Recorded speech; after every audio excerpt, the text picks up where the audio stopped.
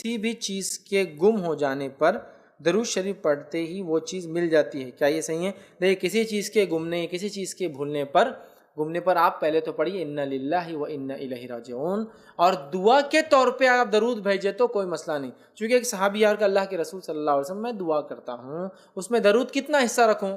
کیا 1/4 1/4 درود پڑھوں اور باقی دعا کروں؟ تو کہا تو اور بڑھا لے. تو کہا کیا آدھا درود پڑھوں اور آدھی دعا کروں؟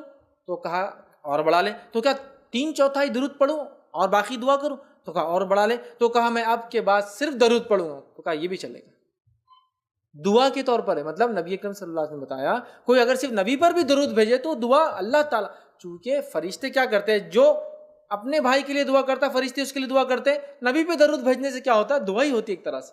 تو اگر اس معنی میں آپ درود پڑھ رہے ہیں کس چیز کے گمنے پر کہ آپ دعا کر رہے ہیں اور دعا میں درود پڑھ لے رہے ہیں، اس لیے کہ وہ حدیث میں آتا ہے کہ ایک صحابی نے کہا میں آپ درود ہی پڑھوں گا، دعا کروں گا ہی نہیں اپنی. تو کہا یہ بھی کافی ہے تیرے لیے. تو اس معنی میں درود پڑھنے میں انشاءاللہ کوئی حرج نہیں، لیکن چیز گمنے پر آپ انا للہ و انا الیہ راجعون پڑھیں.